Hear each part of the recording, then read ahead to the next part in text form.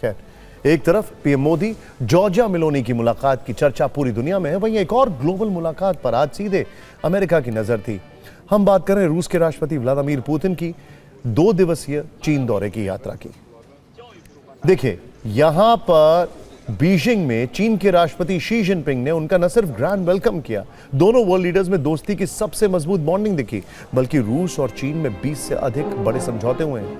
और तो और दोनों ने मिलकर वैश्विक उथल पुथल में के लिए इशारों में अमेरिका को जिम्मेदार माना है। और बीजिंग की अगर बात की जाए तो जिनपिंग ने बिना ट्रंप का नाम लिए यहां तक कह दिया कि दुनिया जंगल राज की ओर बढ़ रही है, हमें मिलकर इस लड़ाई को रोकना होगा। यहां गौर करने वाली बात यह है कि ट्रंप 13 से 15 मई तक बीजिंग के दौरे पर थे। उनके वहां से लौटने के 4 दिन के अंदर ही पुतिन भी चीन पहुंच गए। कल यानी 19 मई को उनका विमान बीजिंग में उतरा। चीन के विदेश मंत्री ने एयरपोर्ट पर उनका ग्रैंड वेलकम किया। यहां पर एक पॉइंट है, चीन के विदेश मंत्री ने पुतिन का स्वागत किया, लेकिन चीन के उपराष्ट्रपति ने ट्रंप का स्वागत किया। ये डिप्लोमेसी में बहुत इंपॉर्टेंट जेस्चर्स होते हैं। खैर, पुतिन जब जिनपिंग से मिले तो दोनों नेताओं में गर्मजोशी देखने को मिली है। शी जिनपिंग ने उसी great hall of the people में पुतिन का स्वागत किया जहां वे 15 मई को ट्रंप से मिले थे। यहां पर दोनों के हाथ मिलाने से लेकर गार्ड ऑफ ऑनर देने और चाय पर चर्चा करने तक के वीडियोस बीजिंग से इस समय भी वायरल हैं।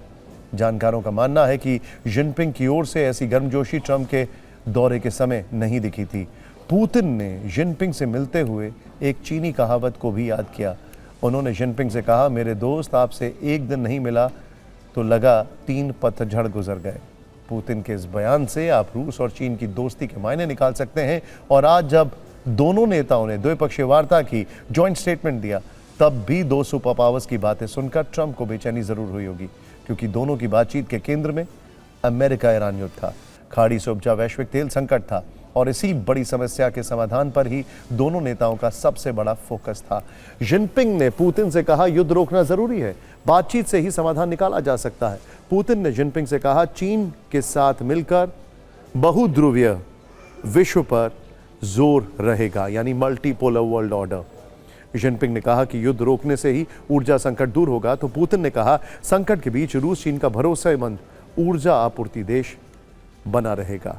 जिनपिंग ने कहा कि रूस के साथ हम रणनीतिक समन्वय की दिशा में आगे बढ़ रहे हैं, तो पुतिन ने जवाब में कहा कि चीन के साथ रणनीतिक सहयोग मजबूत करेंगे, वैश्विक शासन प्रणाली को न्याय संगत बनाएंगे। वैसे थोड़ी देर पहले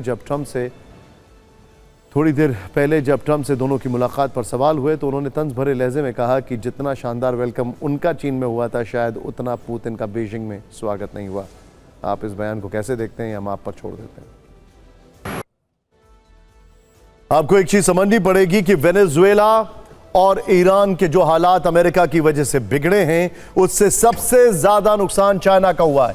किसके लिए?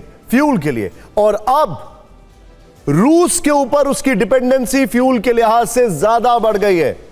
ज्यादा नहीं बल्कि बहुत ज्यादा बढ़ गई। यह एक बहुत बड़ा चेंज है। पुतिन ने इससे पहले सितंबर 2025 में बीजिंग में ही एससीओ समिट में जिनपिंग से मुलाकात की थी। तब माहौल दूसरा था। अब माहौल खाड़ी में तनाव के कारण पूरी तरह से बदल चुका है। इसका मुख्य कारण है अमेरिका, वहां के राष्ट्रपति ट्रंप के अजब गजब बयान और फैसले। कभी शांति की बात तो कभी युद्ध भड़काने वाले बयान से वो आए दिन दुनिया का माहौल बिगाड़ रहे हैं। उनकी जिद से फरवरी में ईरान से युद्ध हुआ और आज भी युद्ध भड़कने के आसार हैं। तो वहीं वैश्विक तेल संकट भी इस युद्ध की देन है, जिसके लिए चीन और रूस मिलकर अमेरिका को जिम्मेदार ठहरा रहे हैं।